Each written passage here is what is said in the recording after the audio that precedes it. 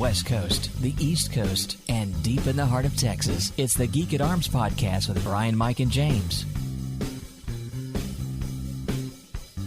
Greetings, everyone. Welcome to the newest episode of the Geek at Arms podcast, a podcast about three guys who share a lot of geeky hobbies and also a love for the Lord our God.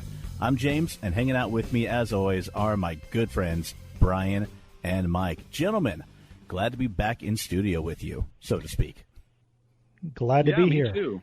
And gentlemen, I got to say, I am looking forward to our topic today. As we discussed last episode, we're going to be discussing The Mandalorian. And has it been out for a while? Yes. Has everyone else talked about it? Yes. We haven't talked about it together, and I've really been looking forward to that. So let's get Geek Out of the way. And Brian, I have decided you shall go first. Okay. Well, then I shall go. It's been a little while since Christmas, but I still haven't talked about this yet. I finally got a console. No way. Yeah. A friend of mine at work has been badgering me to play Destiny with her. So I bought a PS4 Pro and Destiny. And Destiny 1 or 2? 1. Okay. She was very insistent that the story is important and I have to play the first one first. So, I mean, there are about 2,000 YouTube videos you could have watched to get caught up on it, but you know what? It's not a bad game. Right, yeah, it's pretty fun. Let me take that back. It ended up not being a bad game. It took them a while and some DLCs and work to get there finally. Right, well, and I had the advantage of being able to just go ahead and buy the collected edition. So I got all the DLC. Obviously I can tell when plot lines change over, but there aren't the holes that you pointed out when you talked about it before visible to me. And it's a decent game. I'm having a lot of fun with it, and I got a good deal on the PS4 Pro, the one that does high dynamic range and UHD resolution. Very cool. I got it for the same price as the bundle for the regular PS4 plus games. It was just the PS4 Pro by itself, no games. But considering the games that they were bundling it with were like $10 each. Yeah. On the market right now, it was a pretty good deal. So just out of curiosity, what was the first Guardian you created? What class? Titan. Same here. I would have figured you for making a Warlock first, but hey, you surprised me. Well, the Warlock is a lot more attractive to me, but I figured that since I wasn't used to the controller and I knew that I was going to have lousy aim at first, that I should take the guy that has lots and lots of hit points. Yeah, they can definitely take a lot of punishment. And it's the same kind of pattern that I do with any other game where I play the tanky fighter first because I want to get familiar with all the controls before I add range stuff and magic. So I did the same. I played a Titan first, then I grew to love the Warlock more. Didn't give one flip about the Hunter, not even a little bit. So, but that's just me personally. Because the Hunter was my absolute favorite. No, I don't know. You haven't played it all, have you? No, I have not. No. Not 1 minute. We have come to recognize your BS, Mike. Yes. Yeah, that's good. That's good. A lot of people do not. To quote Top Gear, I know your panto voice, and if you had played, I know you personally, and if you had played Destiny, there's no way you would like the Hunter. Anyway, so that's been a lot of fun. I just started Uncharted. Very cool. Liking that a lot. Figured I'd get all those PlayStation exclusives done since I've been missing them all being a PC gamer. I tell you what, there are a lot of PS exclusives, which it's enough to almost make me buy a PS4 or a PS5 when it comes out because there are so many. Yeah, you're going to have to sell one of your kids for the PS5, though. I understand it's going to be really expensive. There are some days it won't be deciding about actually selling one. It'll just be, which one can I get the most money for? Yeah, it's kind of difficult because, that one comes as part of a set. The other one amuses you. Yeah, it's hard. It changes about every day of the week. What else? Locke Key on Netflix just dropped in the last couple of weeks. I don't remember. I think I've mentioned Locke Key in the past, the graphic novels. By Joe Hill and Gabriel Rodriguez, and they are just amazing. They were what really got me back into reading comics. I dropped by the comic shop and I always pick up something at random, and so I saw this Welcome to Lovecraft. I'm like, ooh, Lovecraft. That's interesting. Flipped through it. The art looked really good, so I was like, okay, I'll give this a try. And it entranced me. It just really captured my attention. And the show, their casting director is a genius because almost every actor is like really, really just channeling the characters directly out of the comics. They look like them. They sound like they sounded in my head. It's just, the casting is just really, really brilliant in that show. And I don't know if I recommend reading the comics first and then watching the show, or just watching the show and then comics later. I don't know. But I think you definitely should look at both because they're both really good. Now, I'm familiar with the graphic novels. I have not read them, and it seemed to me, and I may have misread them completely, but they had a bit of a Lovecraft vibe to them. Mm-hmm. Okay. The name of the it's not the town, but the county that they're in is actually Lovecraft County in Massachusetts, I think. It's not a real place, but that's what the name of the fictional county is. And it definitely has a real cosmic horror background to it, but it's not foregrounded. You don't really get the Cthulhu stuff until really, really late in the game. The basic premise is this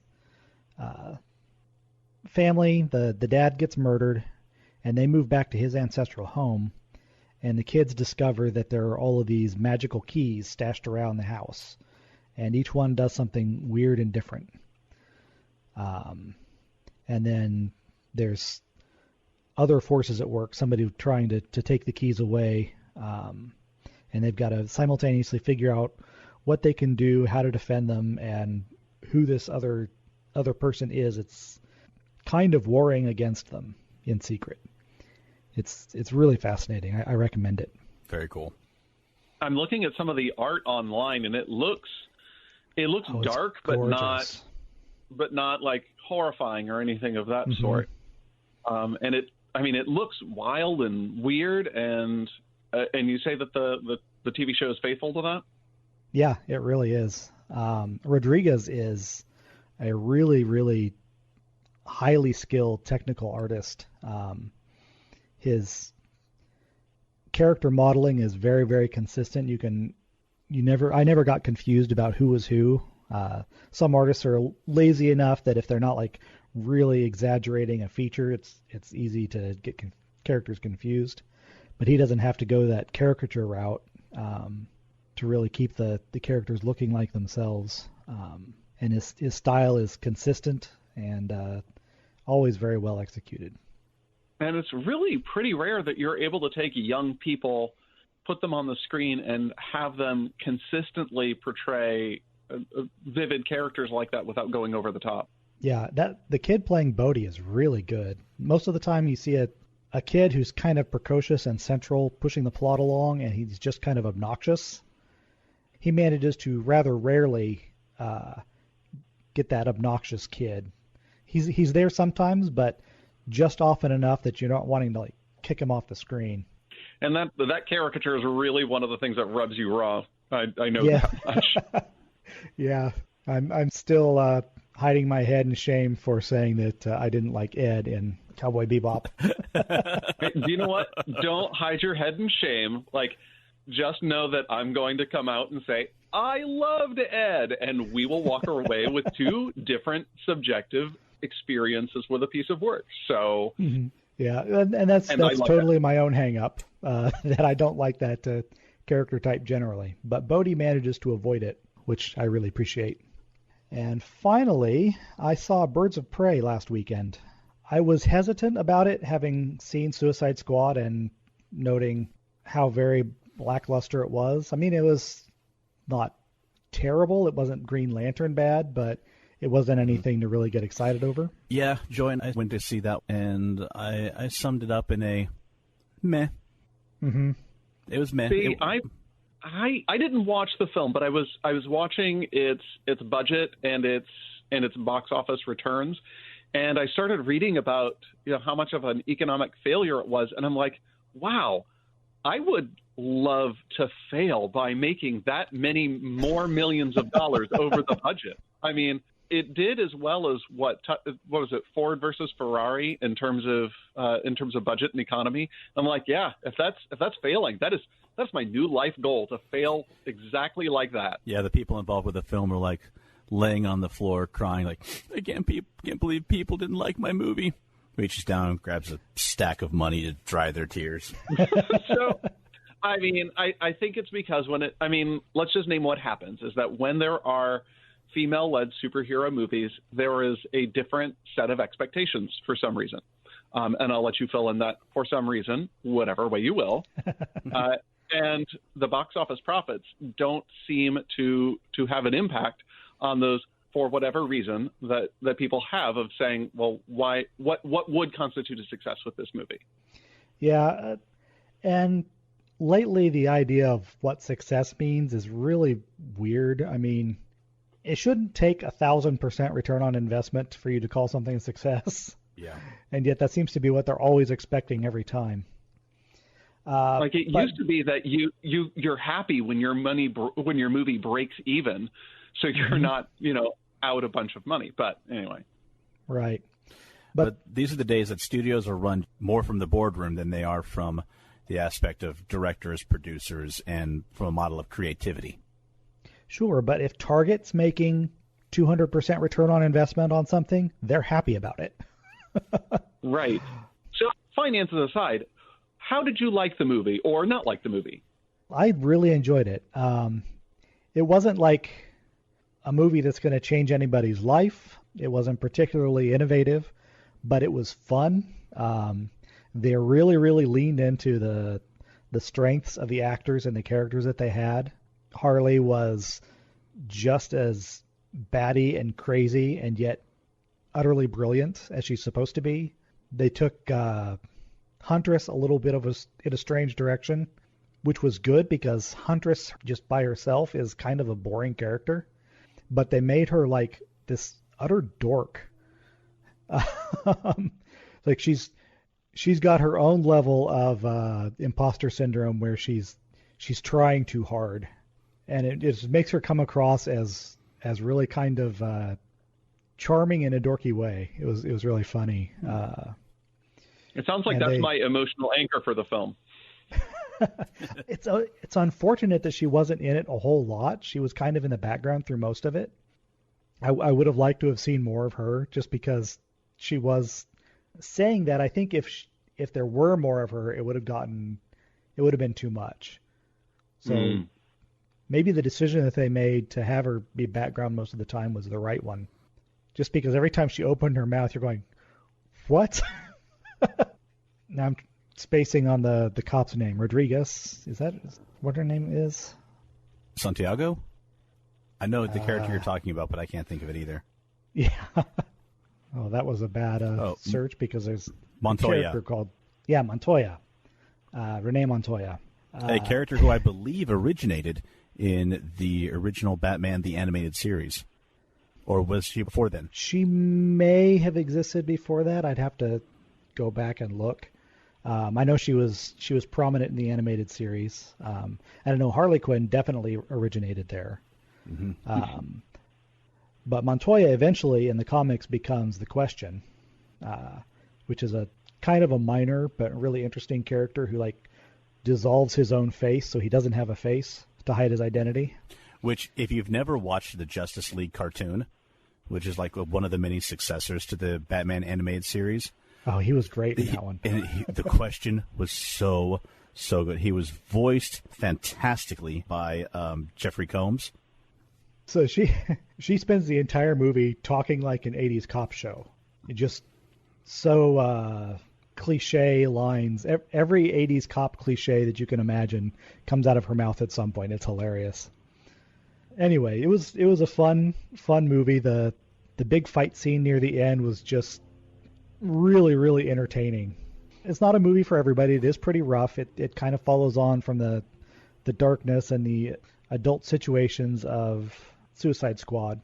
So definitely don't take the kids to go see it. But besides Harley Quinn, does anyone else from the Suicide Squad movie make an appearance? No, I think she's the only one from that cast. Okay. The main bad guy is Black Mask, and then of course it's got Black Canary. Did I see that Black Mask was played by Ewan McGregor? Yes. Oh, gosh, he was so weird and creepy. He maybe overplayed it a few times. And one thing I really appreciated about it was that they stayed away from the exploitation angle. I mean, you'd expect that in a movie led by this kind of oversexed Harley Quinn character and having this all-female cast that it would get a little exploitative, and it starts to go that direction at one point, and then the director is clearly making the decision, we're going to show this, and then we're going to show where the line is that we're not going to cross. So that you can relax the rest of the movie that this is the line and we're not going any further than this.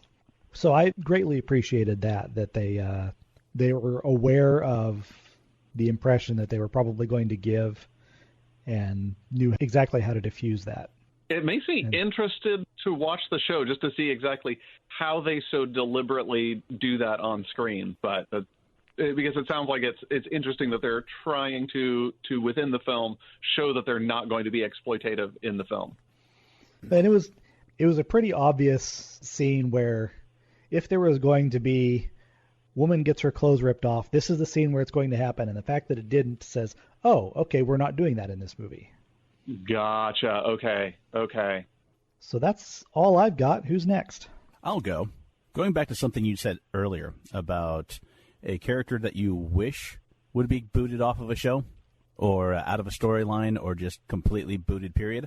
I have been catching up on the second season of the Netflix show Lost in Space, which I love dearly. It's been a great re-imaging of the original Lost in Space from the 60s. I've gone at length talking about how much I enjoyed the first season. Second season has been almost just as good. And every single time Parker Posey comes out as Dr. Smith, I find myself wanting to yell at the screen, "Space her! Space her!" And I was there in season 1, so. And I was literally yelling that at the screen at the last episode of season 1. They had her in an airlock, and I'm just yelling, "Space her!" So, not because I hate Parker Posey. Quite the opposite. I think that she has done a phenomenal job with this character. But it's because Dr. Smith is such a psychotic, narcissistic, manipulative, psychological personality.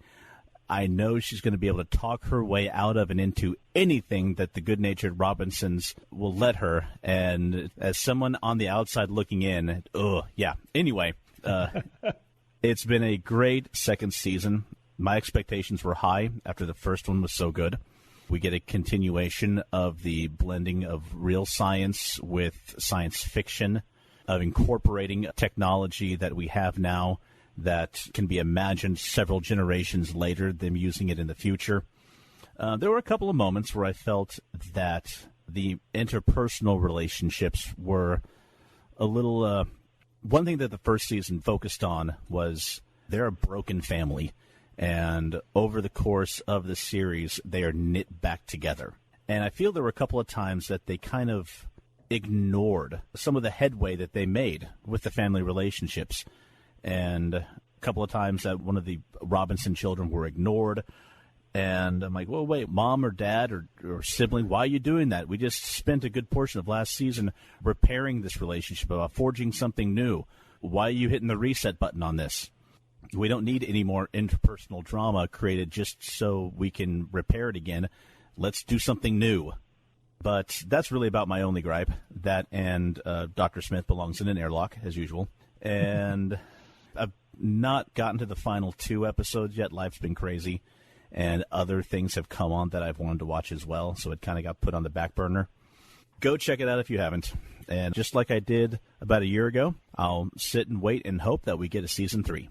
Gosh, now I want to play Wind Waker again. Thanks, James. I'm here to help.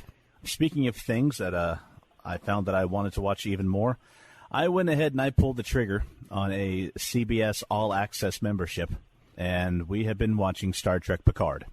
Are you enjoying it? How is it? I'm enjoying it a whole lot more than I thought I was going to. I went into it thinking, I'll enjoy this a bit. It'll be some nice nostalgia.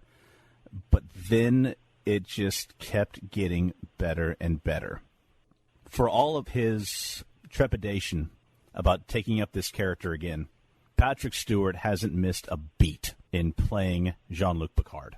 He is so good in this. I had this all planned out in my head how I wanted to phrase it, but now that I'm finally thinking about him and about his character, I'm at a loss for words.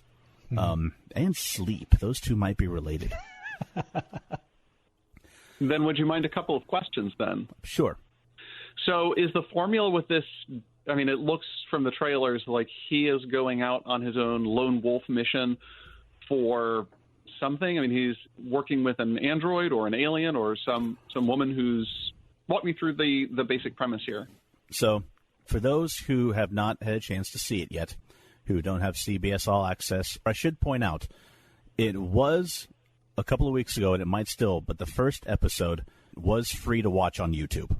So yeah, drug dealers let you take the first hit free. I understand how this works. So if you have not seen it yet, spoilers are ahead.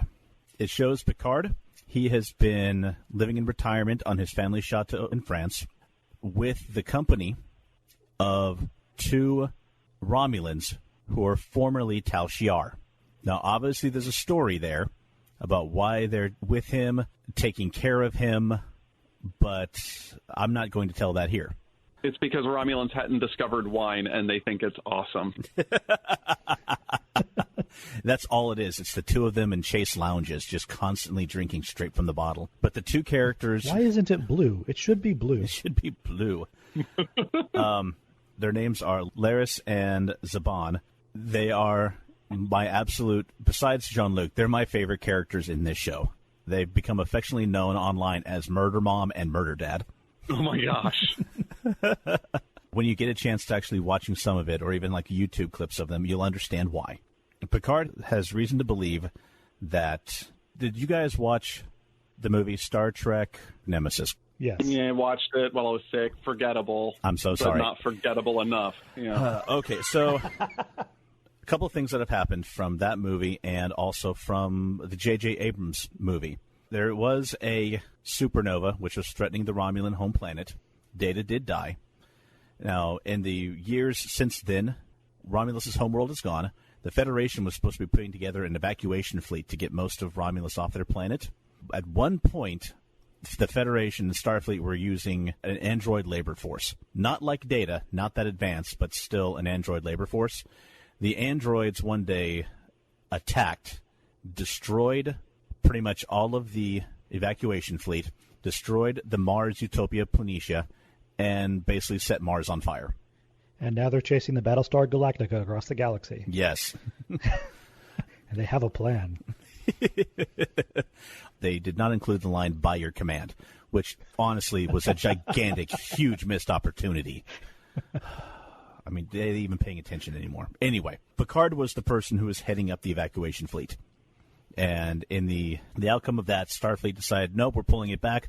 Federation-wide is outlawing synthetic life. Androids, AI, all of it, outlawed. Okay. And Picard's like, no, wait. Okay, the fleet is gone, but we still, owe it to try to save the Romulans. We can still do this.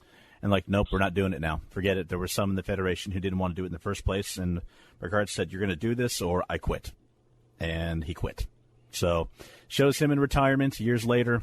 He comes to find out that this gentleman might have created a couple of biological androids based on Data. It would essentially be his daughters. One of them was killed right in front of Jean-Luc's eyes. The other one is still out there. And so he goes on a quest to try to find this other woman and save her. Well, finally, I'm glad that they're developing the android. Data being the unique in the galaxy was great for several seasons.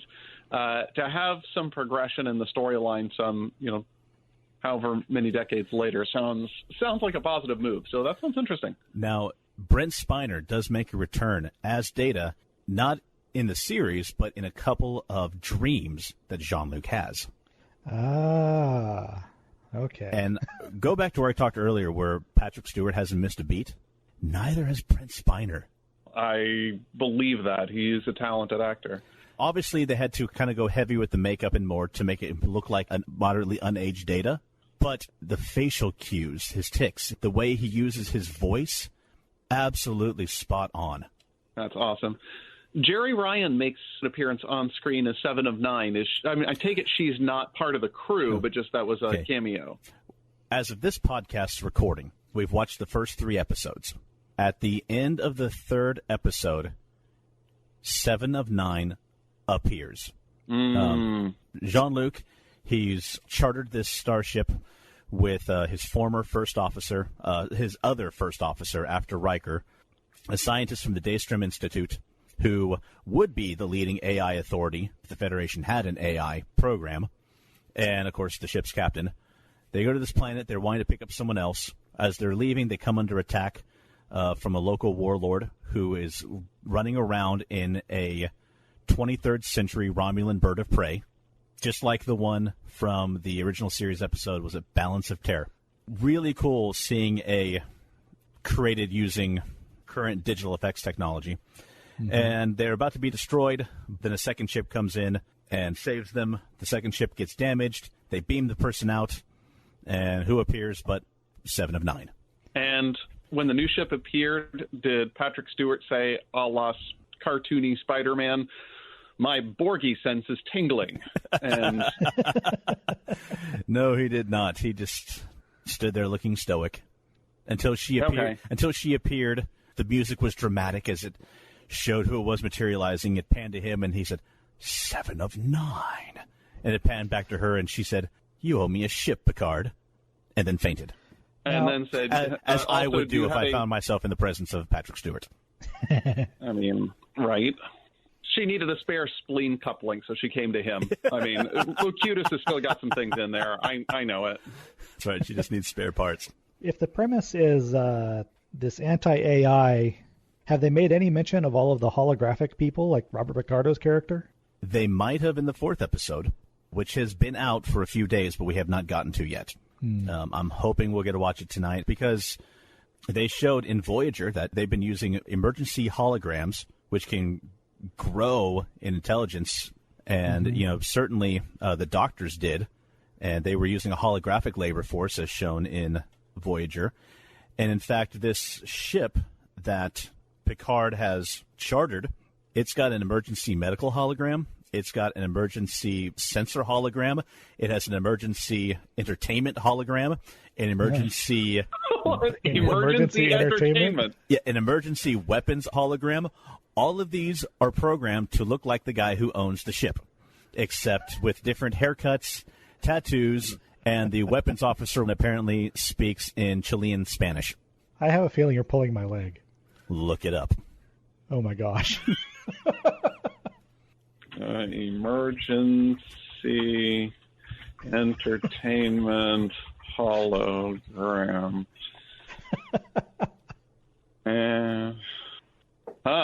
Alrighty then. That is not what happened on the show. I guarantee you that is not what happened on the show. But, I'm going to pretend that this Google image search is exactly what happened on the show. Because Whitney Houston was not on Star Trek. I'm sorry. I will amend it. It was not called the Emergency Entertainment Hologram. I apologize. Too late. It was it's the Emergency Hospitality Hologram. Headcanon established. Sorry. If we watch Picard and Whitney Houston's not on there, we're just going to be horribly disappointed. Yeah, just done. Okay. All side chatter aside, I'll give a more in-depth review of Picard as a whole as the series progresses, and we'll go a little bit deeper into the story, because there's a lot more to it that I haven't mentioned, because obviously spoilers, and because I have more things to geek out about. So, moving on. A couple of weeks ago, one of the knife companies that I follow on YouTube, called Blade HQ, purveyor of pocket knives, fixed blade knives, outdoor gear, and EDC equipment. They had a sale on some discontinued knives from a company called We. Side note, Blade HQ has a fantastic YouTube channel where they do knife banter, interview knife makers, and other various more kind of funny videos as well. And if you like pocket knives at all or outdoor experiences, definitely check them out. But anyway, We Knife Company is a Chinese manufacturer, makes some fantastic knives. The ones they make are usually a little higher on the end than I like to spend on a pocket knife, but they had a few models that were discontinued and went on sale.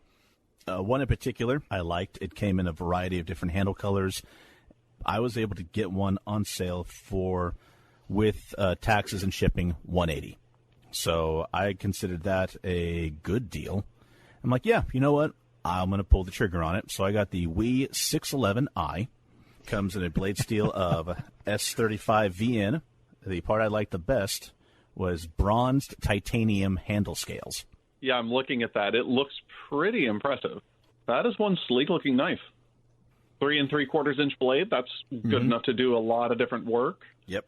You've got, what is it, kind of, the blade geometry is kind of like a Tonto type style, but not so severely that it... The blade style is a drop point tip, and the edge itself has kind of got this cool little recurve that I looked at first. I'm like, I don't know if I like that. But then the longer I looked at it, I'm like, yeah, I do like that. And the one I originally ordered was not the two-tone black and gray blade. It was just the satin blade, no blackening on it. Said they had that available on their website. But then the day after I ordered it, I get an email from them saying that they had miscounted their stock, and they actually did not have it, and so they were going to refund me. And as an apology for their mess-up, they sent me a digital code for a $20 coupon. Holy cow. Yeah, so I'm going to take this moment to shout out to Blade HQ's customer service. Not only for that, but also, since they didn't have the satin blade, I went with the two-tone blade. I called them up and said, hey, I just had this issue. You guys didn't have it even though it was on your website. And the dude apologized over the phone. But I said, but I want to get this other one. And he's like, tell you what, I know why you're calling. Let me go make sure we actually have physical copies. Hold on. Mm-hmm. Cool. We have to make sure we have them physically in stock. I waited for about 5 minutes. He came back and said, yep, we got plenty. But he did say, I would order today, though. I'm like, doing it right now. Appreciate it. So, once again, fantastic customer service from Blade HQ. Ever think about getting a pocket knife? Give them a try. And finally, last weekend, some friends called us up and said, hey, you guys want to do a Lord of the Rings marathon? To which I replied, I'm surprised we're not doing a Lord of the Rings marathon right now. Right. And we did a Lord of the Rings marathon. They came over to our place about 10 o'clock, 10:30 in the morning, fired up Fellowship of the Rings, and we kind of treated the day as like a rolling meal. We had a bunch of food out, and as we got hungry, we just kind of ate as we wished, through breakfast, second breakfast, 11sies, lunch, afternoon tea, dinner, supper, the lot. We were watching these on my old special edition DVD sets. And okay, so you're watching the extended. Yes, hence them coming so early. Yeah. Whew. And we got to the last disc of Return of the King, and it was late. Kids were getting a little gripey, and also people were starting to fall asleep on the couch. And so, let's call it. We'll try to pick up that last disc at a later date. So we still have 4 Hobbit movies to watch, plus the Rankin Bass and the Bakshi versions. No, we don't. We don't. One of the people who was there did ask to borrow my set so that he could start to go through all of the appendices discs. And I said, you can, but I'm going to warn you. Once you start down this path, forever will it dominate your destiny. There's so much good stuff on those, though. I love behind-the-scenes stuff in movies. Oh, so do I, and this is like the pinnacle of behind-the-scenes content. There's just so much. But it's like I don't want to stop watching them because I'm finding out something new and cool every 10 minutes. So that was a lot of fun, and it also inspired me to start reading the trilogy again.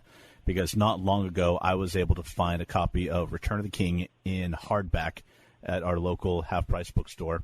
So now I've got the 3 of them in hardback. I'm like, okay, now that we've got the trio, time to read them again. Been a while. Nice. And that will wrap it up for my Geek Out. I have an idea. Why don't I go next? Oh, right. We haven't done Mike yet. I'm sorry if I'm the one who was saying, let's keep this short, let's keep this quick, and I think I took the longest, so my apologies. Our planning document was in a different order, so I'd forgotten. Yeah. Like, in the interest of time, Mike, you're not geeking out today. Let's go to The Mandalorian.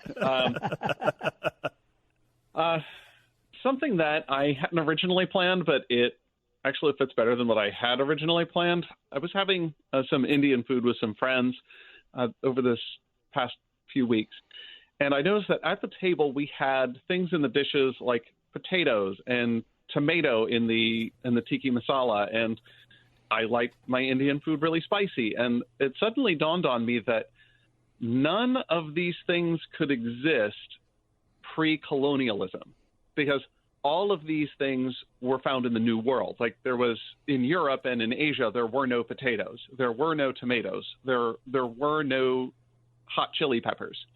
And I started thinking, like, how did this happen? How did things get from point A to point B? And how did the food get to be where it was? And, oh my gosh, what did they eat in the 1500s?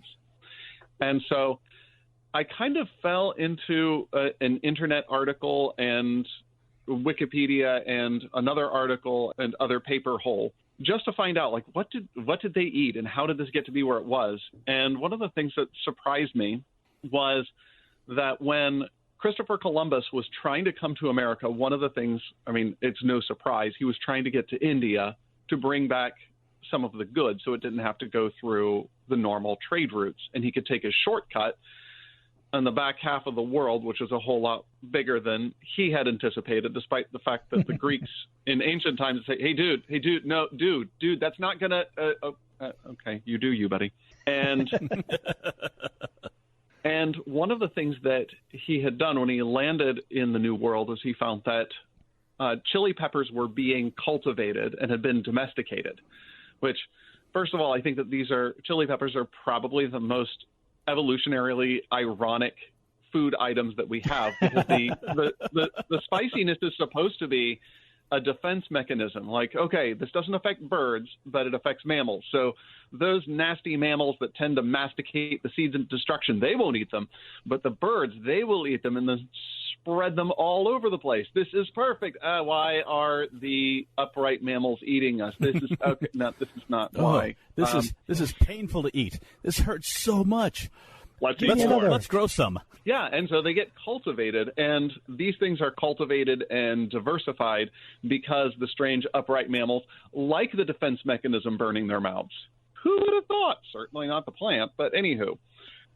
So as Christopher Columbus is trying to get to find black pepper, he doesn't find any in the New World, but he's like, if we just call these spicy things something that sounds like pepper, maybe I can call this mission success.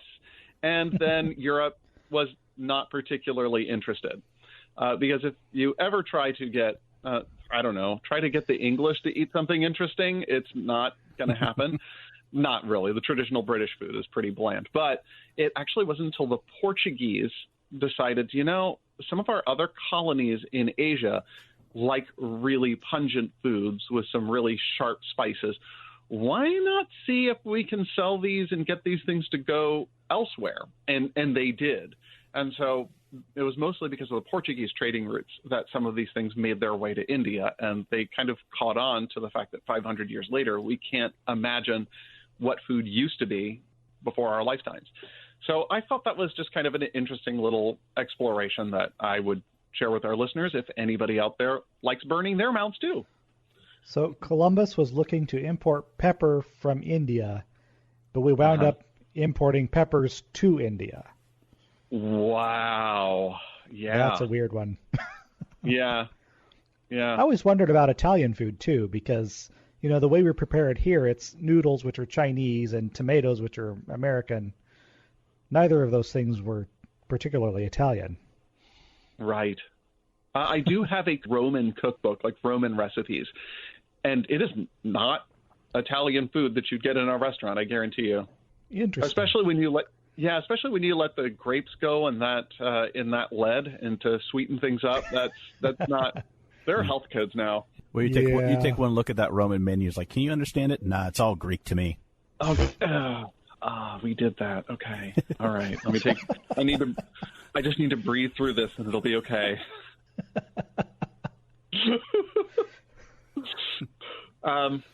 In terms of geek media, I had my friend introduce me to My Hero Academia. Yes. And my kids started watching it, and I have to say, like, at first I was like, really, an anime superhero show? Are you okay? All right, well, we'll do this. And now my kids will say, okay, we have some time together. They'll either say, can we watch Oklahoma Smash, or can we watch Explodey Anger Management Issues Guy? Which, I mean, they're teenagers. That to the point that the show, for those of you who are not familiar, it is a show following the progression of a young man who lives in a world where 80% of the population are given some sort of power, which could allow them to be a superhero. Some of these things are useful, some of them are not. The top caliber wind up becoming professional superheroes. And he's born as one of the 20% and has no abilities at all whatsoever, but wants to be a hero and studies them and idolizes them. Until one day he is given the ability to inherit a super powerful quirk, but has no ability to control it yet. And so this is following his narrative of trying to become the best superhero in the world and developing his quirk and sort of controlling it himself and growing not only as a hero, but growing as a character.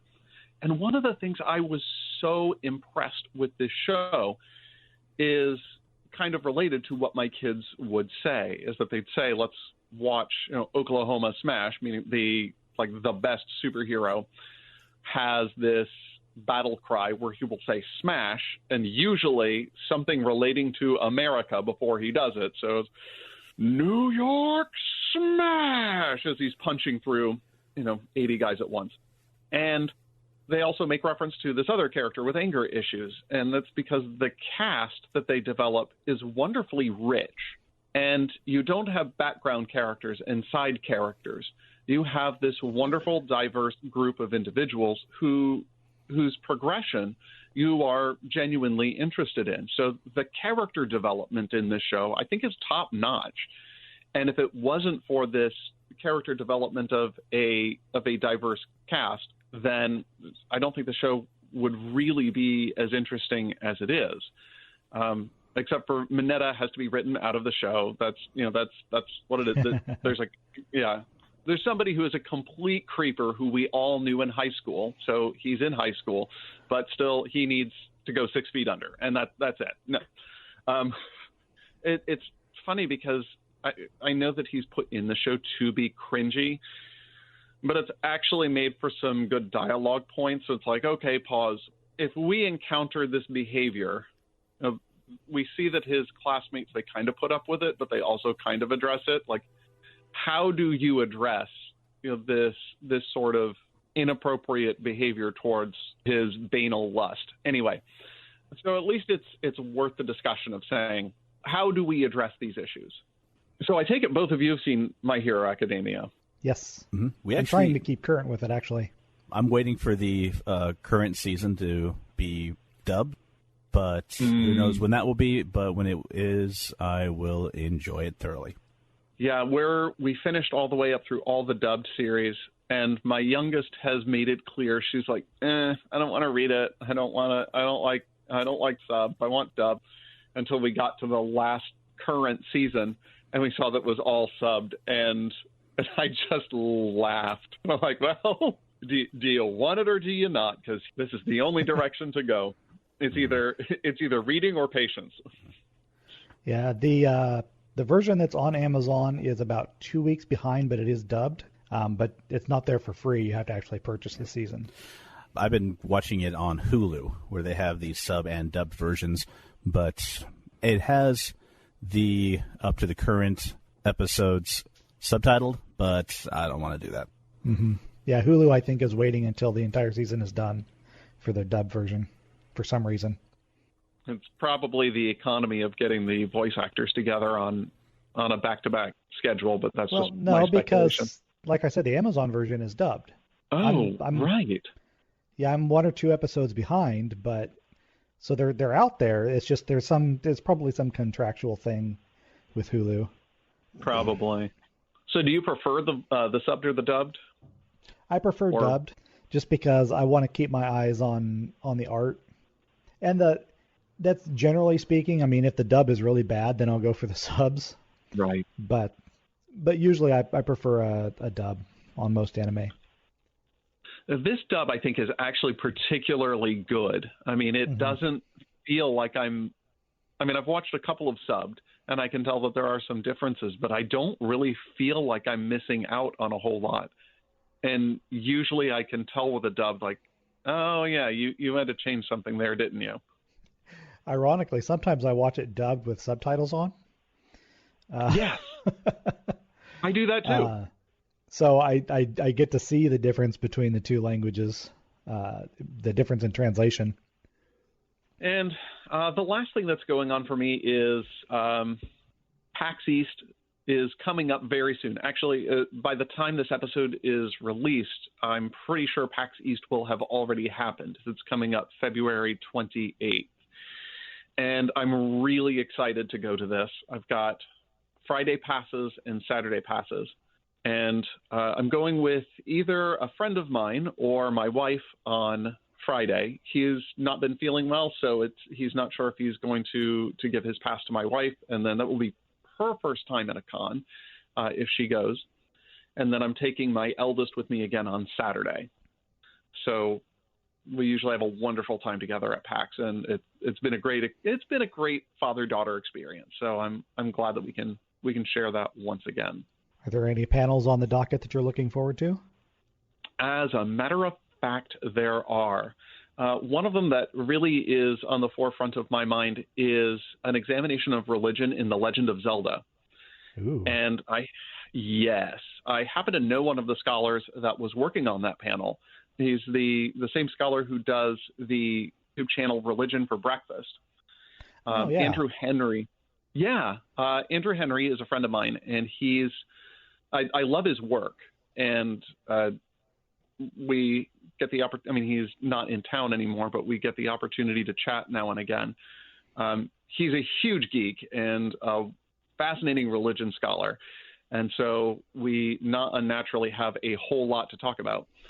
So I was excited to see that he was on the panel, but then it turns out he's not going to be in the country, and the other panelists are going to be taking over.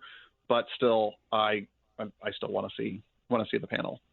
Yeah, I'm not really familiar. I mean, I played only I think the first 3 Legend of Zelda games, and the religion wasn't really in the forefront in those. I mean, it was kind of there. You got a sense that there's some kind of religious practice going on, but no idea what it was all about. Right. Yeah, they did a lot in A Link to the Past to even strip a lot of the religious overtones out, because there were more in the Japanese version. And then when it was ported over to the United States, they wound up saying, religion is kind of one of those subjects that people don't want incorporated into their fiction. And especially when it was the 1990s, we're still coming off of the Satanic Panic. Mm-hmm. And we're still working with the vestiges of the Satanic Panic. And so they decided to just go ahead and try to remove as much ambiguity as they could, took religion out of the game. They still have a sanctuary, but it's kind of hard to determine what that sanctum is in A Link to the Past. But they've developed it further out with the Ocarina of Time, with there being goddesses, and, of course, Breath of the Wild, where there are goddesses and shrines and sages. But it's present in some games and not as present in other games. So they never really get overt with what are the religious practices and what is the religion and how do these goddesses work. And Zelda doesn't feel a whole lot of need to be consistent anyway. So there's a lot of fertile ground to work with. And I think especially with the ambiguity with Zelda, that makes it a good subject for examination. So, yeah, we're just finishing up our baking prep for PAX East, because one of the things I will not do is have a $9 convention center hot dog for dinner and then have regret for dessert. Yes. So we've been baking we really don't have a name for these things, but in Kansas they had these things called beer rocks. Were you guys ever served beer rocks in Kansas? Yes. More common name is pierogi. Okay. We took those, turned them vegetarian, kept the cabbage and the onion, and then added a whole bunch of other veggies and Indian spices, and then have been kind of calling them cabbage curry buns. And they're great in the pack because there's no meat in them. They won't go bad in 8 hours in your pack. And they'll fill you up and keep you going. And man, I mean, curry at a convention center. I mean, what could be better? They remind me of something that Joy would make for us sometimes as a high-protein snack. They also make the rounds a lot at SCA events. They're affectionately known as fighter biscuits. It's a combination of ground beef, some bread, like Bisquick, and cheese, rolled into a ball, baked thoroughly so that they can be out for many hours and not go bad. And honestly, they're pretty tasty. Yeah. We do meat versions as well, but it's no longer a beer rock. It's something else that the German Mennonites would disavow, I'm pretty sure. Gotcha. And that'll wrap it up for my Geek Out. Well, as we said in the last podcast, it's time for us to jump gladly into The Mandalorian. And I found myself rewatching some of the episodes this past week in preparation for this. And, man, just as good. Second viewing, third viewing, one of them even, I think, fourth viewing. Right, same here. So, it did not get old. No, it didn't. As I said in the last podcast, it's some of the best Star Wars that we've had in years. And so let's dive into why many feel that to be true. I mean, I can say that this felt like Star Wars to me for a number of reasons. Partly because it seems to be built very solidly on the foundation of previously established Star Wars lore, without that lore being necessary to understand what on earth is going on. So they have this lived-in, fleshed-out universe that they can draw upon without trying to burden the viewers with the ins and outs of, well, what is the Bounty Hunters Guild? How does the code work? How do bounty hunters get their commissions? And what happens when there's two bounty... Like, all of that is in Galaxy Guide 10 Bounty Hunters, written by West End Games. And I was thrilled to see some of the lingo come up. But, I mean, have either of you two read that source book? Nope. I'm aware of it, but have not read it. Do you feel like you missed out by not having read that source book? Not even a little. A little bit, yeah. Really? Okay. Well. For the purposes of enjoying this show, I didn't feel like I missed out, because the show did a great job of presenting these plot points in a manner that was easy to understand. And it didn't have to insult my intelligence by taking moments to explain it out to me. And because it felt so much like a part of the universe, like Empire Strikes Back, it showed that bounty hunters were a thing in this galaxy. And it also showed that disintegrations were a thing.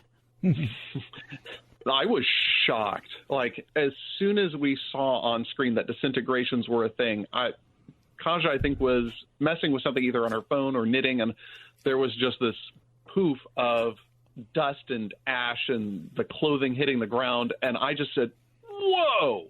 Yeah, same here. Why? What happened?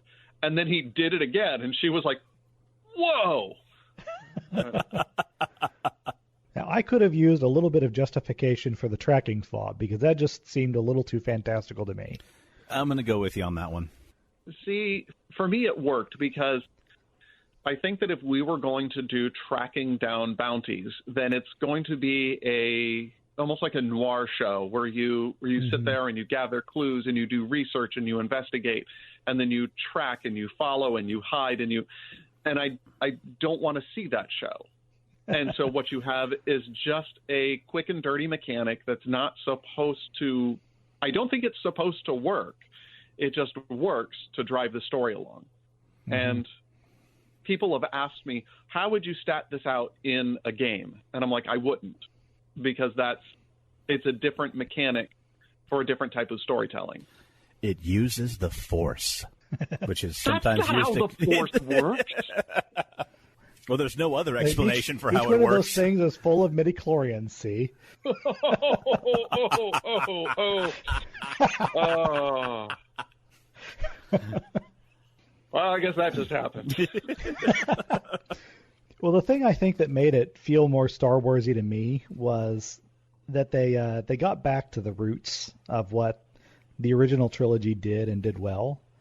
It was drew heavily on motifs from samurai films, and we had that in the Jedi robes and just the story type and structure, the two droids, and a lot of people have compared The Mandalorian to a Western, but well, a Western is just a redressed samurai film, and so taking that, this is what the original trilogy was, let's do that again, not in terms of let's play out the same plot, but let's find those same motifs, that same mythological structure, and do that again. And I think that's what made it feel like Star Wars to me.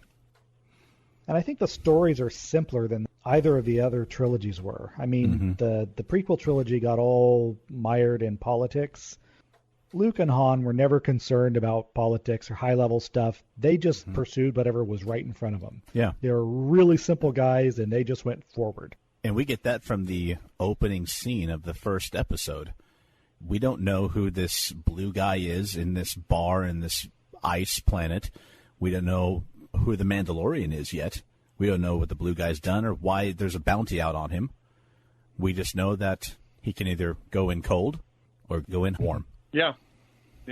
And also, I have to say, just the delivery of that line when we hadn't had, I think that was the first thing that he said, wasn't it? Mm-hmm. That we don't know who this character is. He's not said anything. All we know is that he wasn't going to be pushed around. And when he had his sights on what he was doing, he said, bring you in warm or we can bring you in cold. And his voice just had a wonderful tenor to that as well. Like, the thing that I loved about the original trilogy, Boba Fett, was before he was redubbed, he just had a voice like running ice water.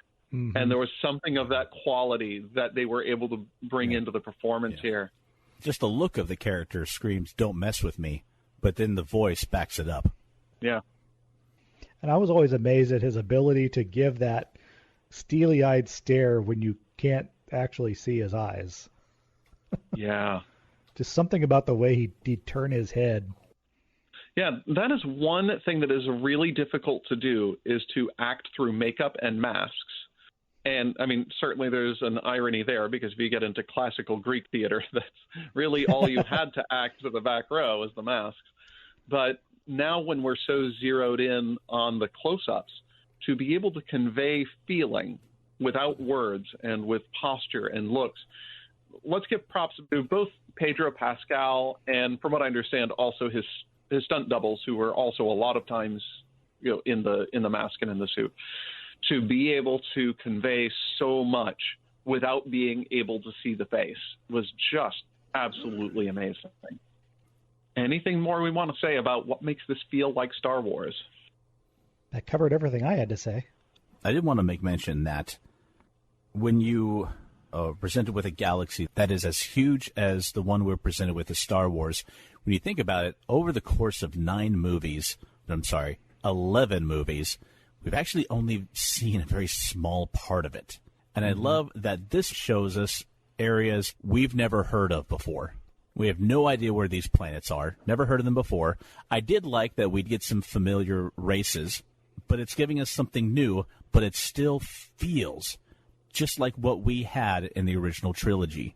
That lived-in feel, that these buildings, these ships, they've all been around for a long time. They've got some dents on them, some grime and dirt and wear and tear. That, to me, has been a very important and necessary aesthetic to the feel of Star Wars. And I also think there's something about the way this film was, this show was shot that makes it feel like Star Wars. There were so many lingering shots on Mando or on the sunrise or on these characters with these backdrops that looked like they were taken either right out of the original trilogy or looked like they were taken out of Ralph McQuarrie drawings. And I thought that those moments on screen were just wonderful in establishing that this was Star Wars. Now that you mention it, the editing style, because modern television editing tends to be a little bit quicker cutting, but this one did linger on shots longer. It had a more kind of 1980s cinematic feel to it. That hadn't really been conscious in my mind until you mentioned that. Speaking of artwork styles, one thing that we saw the character of the Mandalorian, and we saw that disintegration rifle that was on his back. Oh, yeah. You boys, you've seen the holiday special, right? Yeah, I had that in my notes. I forgot to transition them over into the working notes for the show. Yeah. I have never actually watched it, no. In the holiday special, there was a cartoon where Luke is trying to find Han and Chewbacca, and this was the cartoon, actually, that introduced Boba Fett for the first time. Right. And he had a rifle attached to his back. This rifle is obviously the source material for the Mandalorian's disintegration rifle. Right. It even has that cattle prod feature on it, if I remember correctly. Yep, it does indeed. Yeah, you should definitely check out Star Wars Holiday Special cartoon. You don't need to bother with the rest of the special because it's weird and it's bad. As long as we're on it, we should point out that Life Day does get a mention in the first episode of The Mandalorian. You're right. Yeah, Yes. It tips its hat to that. But I will tell you, there is no need to ride that bucking Ronto all the way to the end, even though I did. But the cartoon was definitely watch-worthy. I will content myself with looking at the Darths and Droids rendition of the holiday special. I have not watched that. Are you familiar with Darths and Droids? I am not. Oh my gosh, you'll love it. Okay, so Darths and Droids is a screen cap webcomic, and the premise is that Star Wars never existed. It was never a movie. It was these people's role-playing game. Oh my gosh. And they started in the Phantom Menace gosh. and go all the way through it and all of these different characters are characters in the role-playing game, and it is wonderful. It's so funny. Okay. That I will have to read. It is legitimately funny. I've followed it for a long time. I kind of forgot about it, but no, it it is great. While they were waiting for the new trilogy to be finished, they had gotten to the end of Rogue One and didn't have anywhere to go. They didn't know where it was going to go. And so they did this interlude where every Sunday they've been posting screen caps from the holiday special, and that's been their most recent adventure. I don't know if it's by the same people, but they also did a screen cap D&D campaign webcomic about the Lord of the Rings. Right. The Darths and Droids was inspired by the DM of the Ring. Yes, the DM of the Rings. Also a good one. Okay. So, back to The Mandalorian. Right. When I was watching this with my wife, she had kind of asked it was kind of a rhetorical question, but I think it's one worth discussing. She's like, so are the Mandalorians an entire race of foundlings? And I think the show does a wonderful job of answering that later on, that we know that foundlings are important, and also later on that it's the statement, it's not a race, it's a creed. But elsewhere in Star Wars, it is a race, but now it's a creed, and what's going on with this? They do a great job of exploring the planet and the culture of the Mandalorians in the Clone Wars cartoon. But if you've watched that, and then you also watch Star Wars Rebels, and then watch The Mandalorian, you're still going to be presented with a lot of questions. Right. And there's a huge gap in between the end of Rebels and the beginning of The Mandalorian, which there's time for things to happen, for things to change politically, to change culturally. And I think that this is, first, one thing that this is showing a good distinction between a race and a culture, or ethnicity and culture. We see from earlier in Star Wars lore that there is a planet called Mandalore. There was a people that had a warrior culture, and at some point that warrior culture waned to only have a few adherents on an entire planet. And at one point, I think that as a whole, the planet was pacifist, despite this warrior culture that was still in the minority. But by the time that we get to the Mandalorian, it looks like the people that we know as the Mandalorians, like these people in armor, were all but wiped out under the Empire. Right, well, they were almost all but wiped out, even in Clone Wars, because I think, if I understand the history correctly, what we see as the Mandalorians here in The Mandalorian are what would have been the Death Watch terrorists in the Clone Wars. Right. I see the Death Watch as they knew that their people had a warrior history, and they were trying to reinvent that. I didn't see the characters in The Mandalorian as a continuation of the Death Watch. I saw them having, the same idea as the Death Watch, but executing it in a different fashion. Because maybe the more true conservative aspect of the religion instead of the fanatics. Yeah, more like an orthodox version. Right. Because if you remember from the cartoon, the Death Watch never had a problem with taking their helmets off. I don't remember. I haven't gone back and watched it again. They just released the first episode of the Clone Wars Season 7 on Disney Plus, which we also got. Yeah, I'm assuming you guys do too, because that's how you've been able to watch it. And, yep, it's more Star Wars, Clone Wars-y goodness. Well, I think it's also really interesting that there's kind of two ways to talk about this, and I don't know how deep we can dive in this, because I shouldn't have been, but I was a little bit surprised to hear the religious language. I mean, granted, I know that Mando says, weapons are my religion. I assumed that was hyperbole, like there isn't an actual religion, that this is a binding creed, that this is a culture creed, that this is important culturally, but is the creed a religion? And here's the can of worms that I just opened. I asked the question, is it a religion? Well, how deep in that do you want to define what is a religion?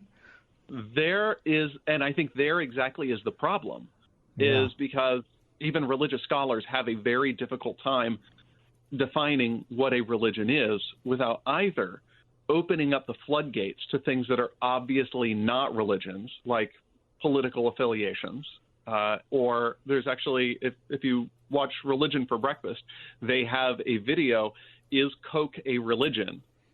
And, I mean, it's tongue-in-cheek, but what they do is they take the definition of one or two religion scholars that use their definition to describe religion, and then say, does Coke carry this checklist? Is it adequately described by this definition?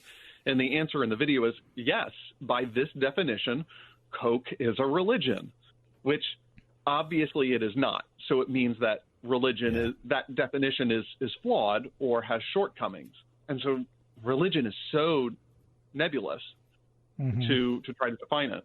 And some of you may be listening and say, well, there's no deity. Well, neither is there in some segments of Zen Buddhism. But that's pretty clearly a religion. The only other religious example that comes to mind is the Jedi themselves, in Star Wars, that is. Well, and the Sith, I suppose. And the Mandalorians have specifically, in the context of the show, set themselves up as saying the Jedi sorcerers are our enemy. Now, we don't really know what the disagreement between the two groups was, but if it was religious in nature, there could be an awful lot of religious practice and religious belief here that we're just not being given because they are a very secretive people and not given to demonstration. One of the things that did show up that doesn't get talked about a lot in Star Wars lore, in Tales of the Jedi number 5, the source of that disagreement was revealed that the Mandalorians insisted that Coke was a religion, and the Jedi disagreed. And they were all Pepsi drinkers, huh? Except for the Death Watch, they drink Dr. Pepper. Well, now we know what your affiliation is, James. So, yeah, I think that we have this weird affiliation that is obviously, and to some degree, cultural. I mean, there is cultural training here where we have is it a religion? Is it a culture? They describe it as being a creed that is made up at least of this particular sect of Mandalorian, which is different from other segments of the Star Wars lore. And I think it's perfectly consistent to have different sects of this creed or religion or whatever it is that seems to be multiracial. Mm-hmm. That Smith that was working the Beskar, that helmet was pretty heavily implying that this person was Zabrak, yet we are pretty sure that Mando himself is human.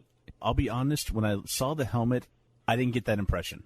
Oh, okay. Because I looked at it as a more ceremonial helmet instead of a practical helmet, and now I have to look up what she looks like. Now, while there are horns on there, they're not in a typical style of a Zabrak. She might be. She absolutely might be. That just didn't scream it to me, because just because there's horns on the outside doesn't mean there's horns on the inside. Mm-hmm. I mean, and I would say that absolutely, I would say absolutely there is no functional reason, if you are a Zabrak, to have your horns fit perfectly into the little nubbins on your helmet. James, as a heavy fighter, you would know why you do not want something that is perfectly form-fitting as a helmet, because that will hurt a lot.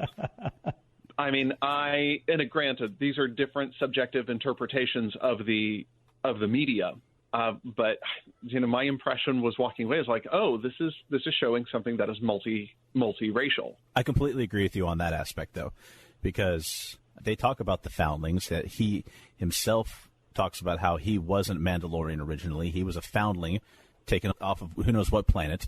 He's taking this weird little green thing as a foundling. Right. And she didn't have any objection to that at all. Yeah, not one moment of hesitation. Much less than he did, even. Mm-hmm. Right. I think this is one of the brilliant parts of the storytelling of this show, is that the Mandalorian is inclined to take in this child for a very different reason than we as viewers are attached to him. Because we see, and I'm going to stick to my guns on the name here, we see Baby Yoda, and we are emotionally attached to this character for 3 reasons. 1, we liked Yoda. 2, it's so cute, it's all eyes. And 3, what isn't all eyes is all ears. Oh, I want to touch them. Oh my goodness. I mean, that's why we're attached to that character and why the internet went crazy. But that's not why Mando is interested in this child. There is a foundling, and he is creedally bound and also personally, emotionally connected with the foundlings of Mandalore and the Mandalorians, because he was a foundling. Mm-hmm. So he's got his culture and he's got his personal history, while we have the cuteness factor. And so we have 2 different points of buy-ins that make the show work. Mm-hmm. I also liked that on 2 separate occasions, they make mention of supporting foundlings. In the first episode, and then the episode where he gets that mother load of Beskar. And both times he was asked, what do you want to do with the excess? You give it to let it sponsor foundlings. And that's something that is accepted happily and looked upon approvingly by the armor and everyone there. Right. The excess of this will sponsor many foundlings, as it should be. This is the way. Yeah. Here's a question out of left field, since we're kind of in the vicinity of it. The Mandalorians, they have this creed where they never reveal their faces to another living thing. What do you suppose that does in terms of their value of physical attractiveness? I mean, it meant that I would have had a much better time in the dating pool. I mean, because you said he's not motivated by the fact that Baby Yoda is cute. Because the way he was raised, you don't ever see another person. Mm-hmm. You don't make any judgments based on what someone or something looks like. Yeah. Well, it had me thinking about, what does the helmet do to the individual's sense of self? Mm-hmm. Because it's implied that they have a very, very strong sense of community in helping each other, in helping the foundlings, and helping the next generation. So what does that mean for the individual person? Like, we don't even know what his name is. I mean, we're told he's the Mandalorian. The only other name we're given is the nickname Mando. That's been it. Whatever identity... They do give it to us. They do give it to us in the very last episode. Oh, that's right. Yeah. Because the Moff knew Yeah, and we don't care. I mean, as viewers, we get the name, but we don't care because he's Mando. Yeah, because whoever that person was, he's no longer it. And the only differentiation between them is based on their deeds, how much and of their armor they have, and whether or not they've got a sigil on their shoulder. Mm-hmm. Yeah. I do think it's an interesting question, what does it do to the self? Because I think that the question is highly revelatory more of our culture than it is of Mandalorian culture, because we are a highly individualistic culture that cares most about the individual over and above other functional communal units. And that's something that we do struggle with a lot of times as individuals, and especially as, say, like Christian culture or Christian subculture, where we have a lot of tension between the 21st century American individualism and the communalism that is described in the Old and New Testaments. So I think that's a wonderful set of tensions to explore. I don't think that we can do that fully here. Mm-hmm. But I think that the more direct answer to the question, what does that do to the sense of self, is that it grounds the self in the creed and to the culture. They are Mandalorians. Speaking of culture, we were discussing earlier, is this like it's this own sect or orthodox sect of it? It got me thinking, I wonder if this is a specific clan of Mandalorians, because it was established in the Clone Wars that there were clans of Mandalorian families, but that hasn't been brought up yet in this show. And whether it is or not is not really important, but I mean, it's not going to detract from it or really add to it that much. It just made me wonder, is this a more orthodox clan of Mandalorians who, besides adhering to a more martial way of life and not taking the helmet off, but is also open to adopting outsiders or alien species into their culture? I think that's one of the brilliant things that makes the show work, is that they don't give us the answer to that. And the three of us have to sit here and do that work on our own. Agreed. It doesn't have to tell us everything right off the bat, because it doesn't need to, because we would much rather have the story presented to us as the show moves on. And I think I'd rather have the discussion than the explanation. Yeah. As usual with us. All right. So I guess another question about the show, if we're ready to move on. Yeah. Does the show do anything new? I mean, I say yes and no, because the experience that I had watching the show with my family and my friends was my friend Sydney in the episode The Child saw what was going on at the beginning of the episode and said, if Baby Yoda saves his life, this is a lone wolf and cub show. And it turned out, he did save his life. And Lone Wolf and Cub is I believe it's a manga or a comic series. It's a series of stories that was first written in the 1970s, where this samurai was separated from his family. I believe that his family and master were killed, and it's him and his 3-year-old son as he's going out seeking revenge. So there's this tension between this helpless son, or sort of helpless son, and this samurai warrior. So you have this father and child in this set of dangerous scenarios. And it turns out, she was totally right. This entire show is Lone Wolf and Cub.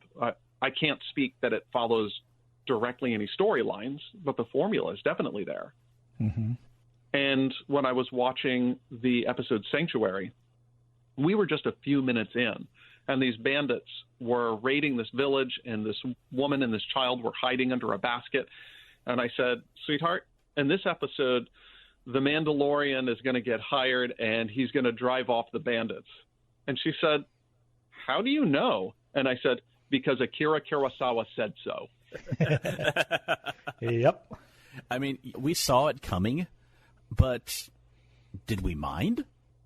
No, Not I was one bit. thankful. Yeah. Well, and one of the things the advantages that you get when you have these stories that are so well known, they're almost mythological themselves, is that you get to see something about the characters. You know what's going to happen in the plot. You know, okay, we're going to train the villagers, we're going to drive off the bandits. But you get to see, well, how does Cara Dune respond to this? How does Mando respond to this? what is the effect of being in this community on these characters. And that's what we really care about in it, because we know what the plot's going to do, but it's the characters that we care about. Mm-hmm. Mm-hmm. Yeah, and I think it's something we've said over and over on this podcast. It's not about doing something new. It's about doing it well. Yeah. Mm-hmm.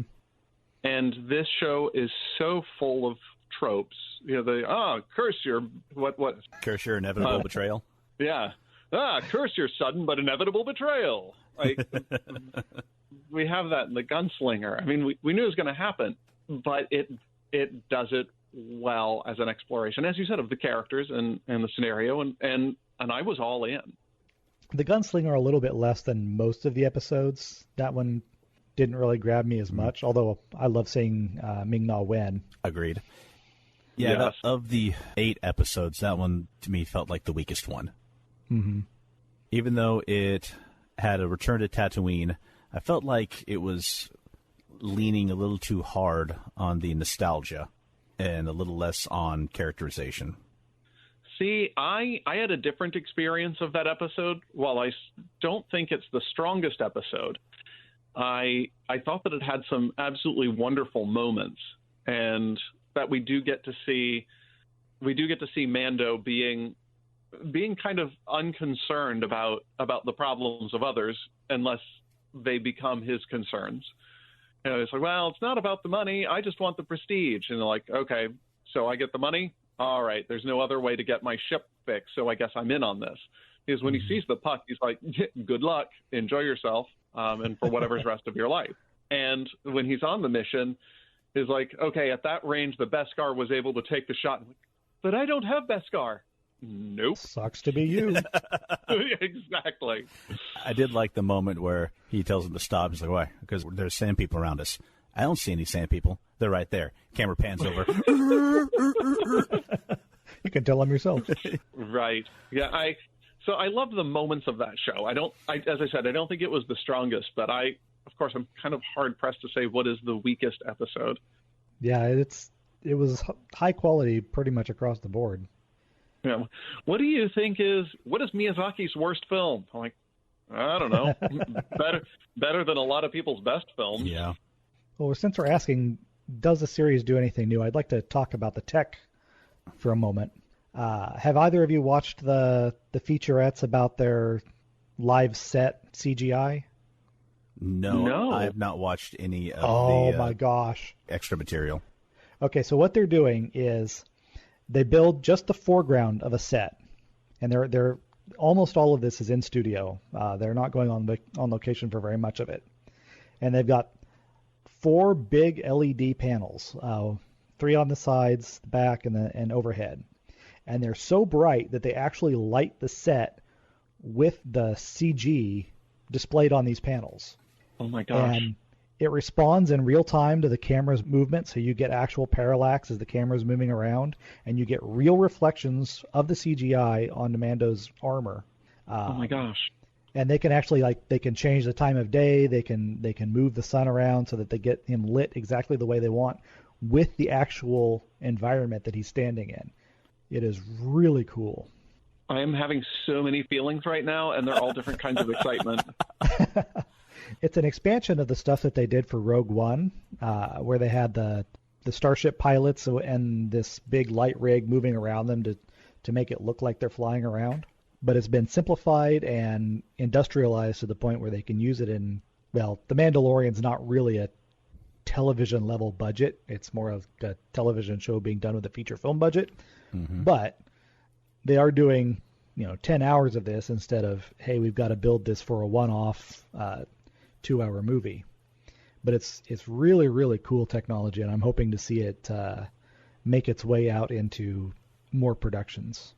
So it allows the actors to react to the CG that's supposed to be real, and then I'm assuming that they strip out the LED projections and use the real CG when they're compositing the film. By and large, yeah, I think that's what they're doing. They do have a problem where they can't ever get the background in razor sharp focus when they're doing this because you could see the phosphors. So that's why so much of it is in really shallow depth of field For anybody other than Mando himself, they can do this like green screen punch out in the center, where just the area around the character is green screen, so that you can get a good key, and then you can do your CG replacement. But with his character in particular, because he's wearing the reflective armor, you can't do that. So most of what he's done, I don't know if they're actually doing a lot of roto, or if they're just taking what they shot directly into the edit. I imagine they're taking that directly into the edit a lot of the time. But they get to see, okay, here is the big monster that you're going to be fighting, and they can actually project it life size, like right in front of them, like, oh, that's a Mudhorn. Okay. Yeah, well, a lot better than, okay, pretend to be scared of this really shiny ball for a little bit, and right. We're going to go from there. Yeah, exactly. Well, in terms of what else this story is doing that's new, I think that one of the things that's so remarkable about this is I think that Star Wars has never been so low stakes. Mm-hmm. And kind of tying back to what you were saying last month, James, that you wanted Jedi Fallen Order to be a big story in a small universe, and instead they went big. And in terms of the stakes that are set in the show, there's nothing that's a galactic level threat. Nothing is going to blow up the galaxy. Yeah. Nothing is going to destroy a planet. And Luke, Leia, Thrawn, the Emperor, whomever, they don't care if this prisoner escapes or if he dies. Nobody cares in the newly forming Galactic Senate whether this village is stomped on by an ATST or if it's able to continue shrimping. Yeah, half of the episodes in this series was spent either trying to find a place to lay low or find cash to fix his ship. Yeah, or an egg to fix his ship, whatever. Right. And I think that what makes this work is that, I mean, at least for me, I get sometimes exhausted watching something like, I could not watch as many hours of Marvel movies in a week as I watched The Mandalorian, because I just kind of get exhausted with, okay, now this is going to destroy New York, and then this is going to destroy the planet, and then this is going to destroy time, and then this is going to destroy space, and then it's like, okay, I get it. It's huge. I've been thinking that about film in general for a long time, that we need some lower stakes movies, because if the end of the world is always what's at stake, that's just, like you said, it gets tiring. Yeah. And occasionally, let's be honest, it hasn't been done as well since Independence Day back in the 1996. I have yet to revisit that film since the 90s. So was it really good? Let's ask Retro Rewind. No, sorry. Let's see. Retro Rewind rates Independence Day a unanimous classic film. Yes. Retro Rewind number 16. Is this going to start happening every podcast of ours? Hey, look, when they stop producing quality material, we're going to stop doing this. That's it. Oh. Okay, we have a flexible content show, so yeah, sometimes other people's show is the media we geek out to, and I'm not ashamed. Fair enough. So I really feel like this just had some wonderful areas for emotional connection and for personal drama, partly because with the low stakes, any of these narratives could go either way, and we don't know because it doesn't matter on the large scale, but it matters because of our emotional investment. Speaking of things that you don't see very often in any show, whether it's a TV show or movies, when's the last time you watched a series or a movie where the protagonist gets beat up so much, but yet keeps getting back up afterwards? Daredevil. Good point. Yeah. I recently watched Cowboy Bebop, so, I mean, there you go. Yeah, but my point is they're very few and far between. We can name a couple of examples because we're giant geeks. But yeah, the opportunity for the protagonist to lose, even losing at the entire episode, which I don't think Mando ever did, really, unless you count the first half of the finale. But in a show of this sort, if he loses, he's probably not dead. He can get up and he can try again next week. And I think that is a way of getting more drama, a way of getting more tension from the audience. Yeah, and I think that sort of model is something that worked for like Cowboy Bebop or Firefly, other space westerns. Is that they can go down, but then they do get back up. In Cowboy Bebop's case, they lost more than they won. Yeah. Yeah. But just like in those shows, occasionally somebody does fall down and they don't get back up, which adds some gravity to it. I mean, case in point, let's look at the character of Kuil, I think is his name, the Ugnaught farmer. Yeah. Which that was sad. My wife got so mad at that episode because I think that was her favorite character. Yeah. Well, and I think that it's also brave of a show to take those emotional connections and then show that there is actual loss in these confrontations. Mm-hmm. And it's so easy to give the satisfying end, but no, sometimes the people you do get attached to don't make it. Yeah. I was not expecting myself to get attached to IG-11. I thought he was just going to be a one-episode hit. Then he comes back, reprogrammed as a nanny droid. I was kind of disappointed that he had been destroyed in that first episode. So was I. It was the first one. And I was delighted that they brought him back. It was a great source of levity. And it took him away again. Don't worry, there's only 3 bad guys. Good. Wait, there's 4. Activating self-destruct. Yeah. We keep mentioning individual moments, but what were some of y'all's favorite episodes or favorite moments from The Mandalorian? Well, my favorite was The Prisoner. A lot of the time we see, like, Mando's skill is kind of off-screen or in the dark.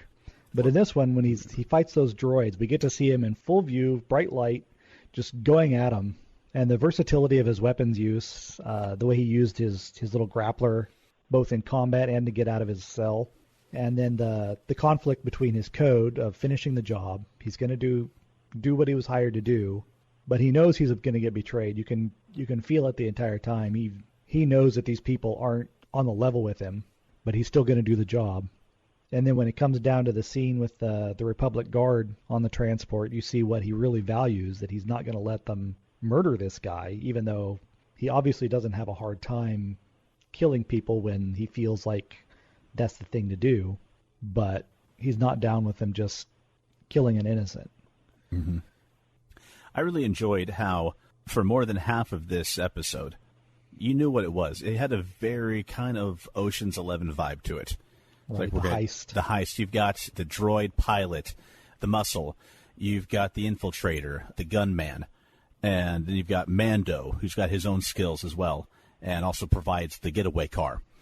And they're all playing their parts. And then the betrayal happened, which, as you said, Mando knew was going to happen. They knew it was going to happen. We knew it was going to happen. That poor rebel soldier who got killed, he knew it was going to happen. Everybody did. But as soon as it does, the style, the tone of this movie shifts hard.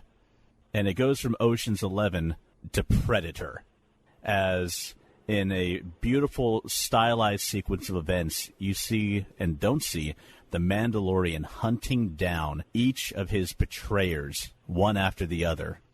And the way that it builds the tension, it's almost Batman-esque. In some ways, it borrows from horror films. Like when you have the flickering light. The monster in the house.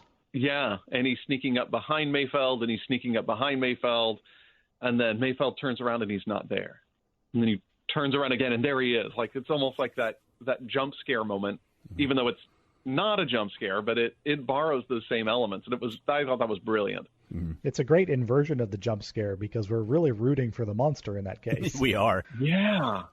I had some real affections for that episode. When I first watched it, I had to watch it piecemeal, so I didn't really get to have the same experience that probably you did. I had watched it in 3 sittings, so I walked away with not feeling like it was the strongest episode, probably as a result of that.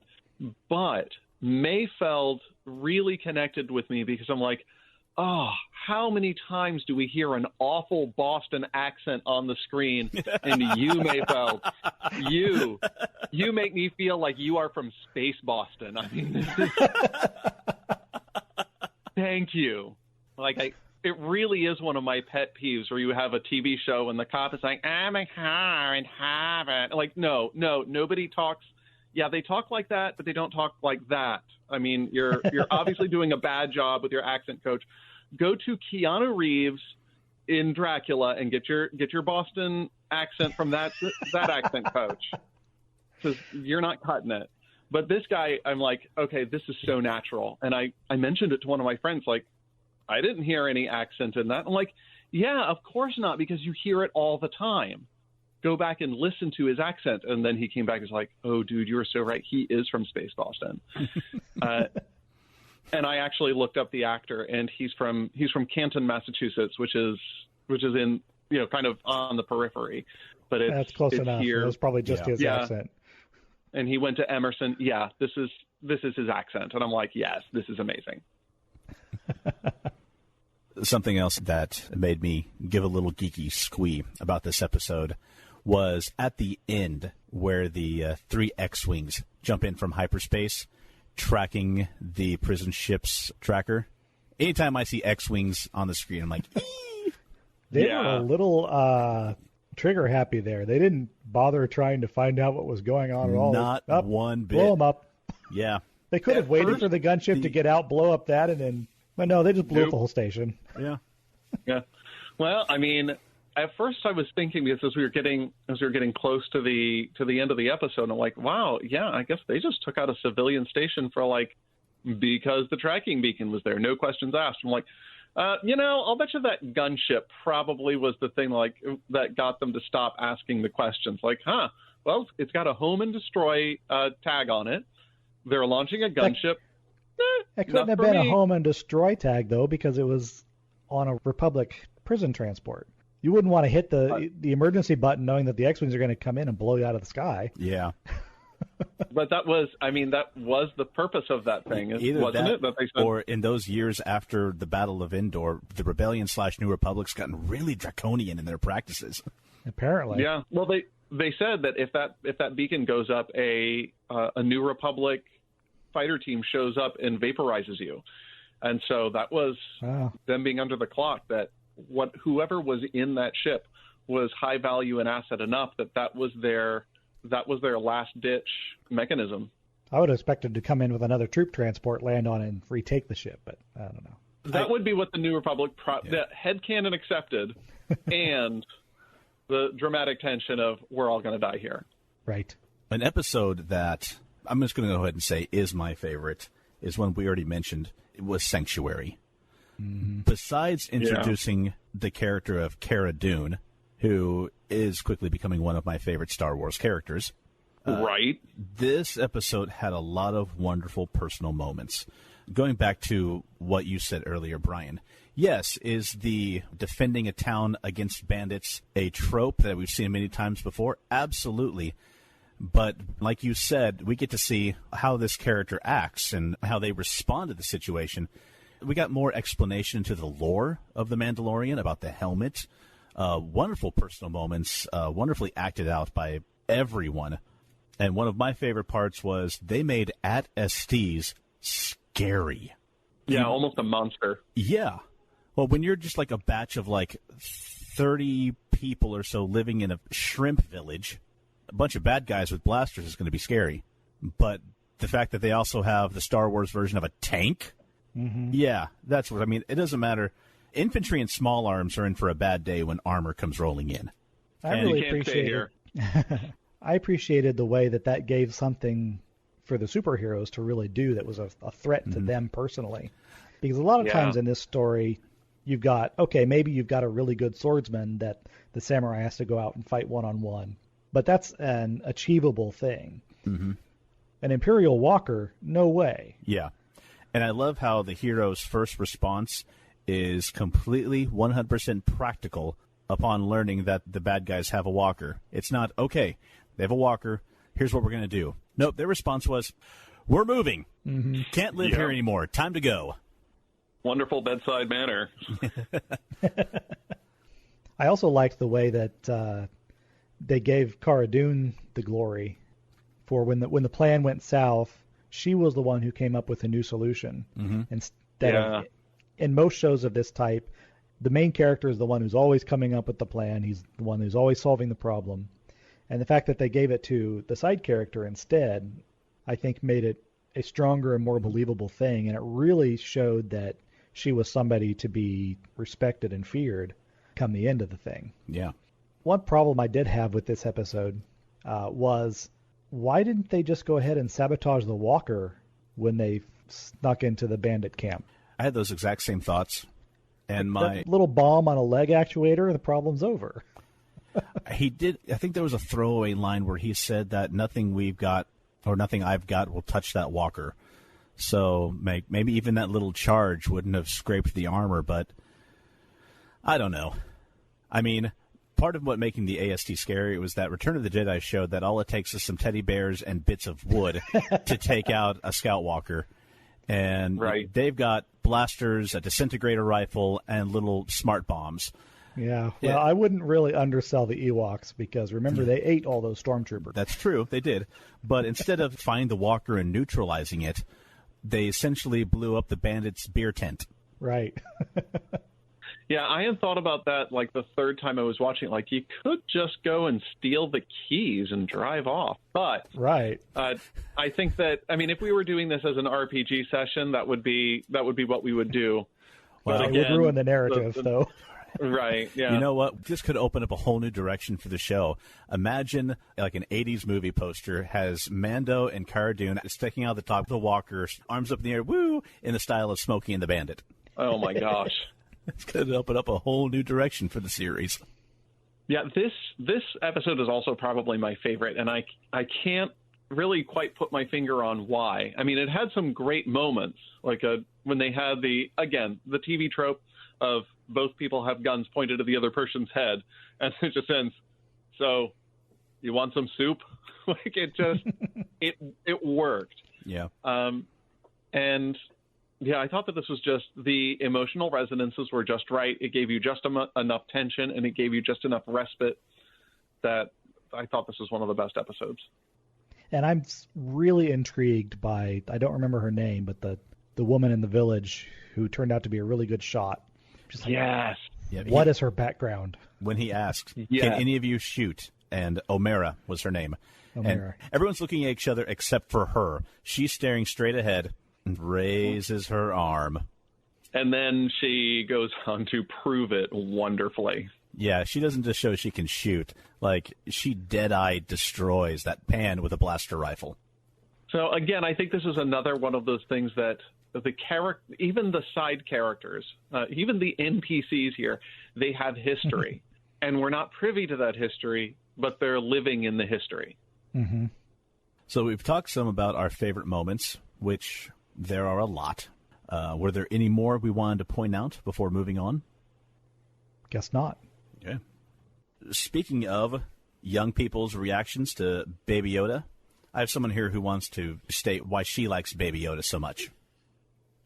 So I like Baby Yoda so much because he's cute, first of all, and also he has magical powers like Yoda, and he's like one of my favorite characters of Star Wars.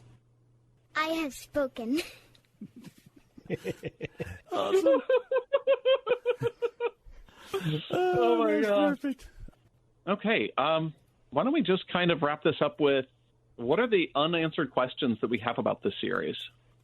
Well, I thought that there was some unanswered question about Gideon's relation to Mandalore because of his possession of the Darksaber, but then I realized that I must have dozed off at some point because they had this whole conversation about him being the governor of Mandalore, so that wasn't really an unanswered question at all. There's still some gaps there, though, because even though he was the Imperial governor, the Darksaber that he had was still a pretty treasured item, and how did he get his hands on it? I mean, unless he killed all of the warrior culture of Mandalorians and took it from them. The last time we see the Darksaber was in the 4th season of Star Wars Rebels. The Mandalorian character Sabine Wren had it, and she and her fellow rebels were on Mandalore fighting against an Imperial presence and trying to convince the clans to stage an uprising against the Empire. That's the last we saw of it. And, of course, this was years before A New Hope. So we have a large space of time between then and The Mandalorian, which takes place, I think, about 3 years after Return of the Jedi. So, really? Yeah. I thought it was 8. I thought 3. I could be wrong. I don't have an opinion. Okay. Let's see. It looks like it takes place 9 ABY, which is... I'm sorry, I misspoke. 5 years after the fall of the Galactic Empire. Yeah, okay. So we got to both be wrong today. Hooray! Nobody gets any points.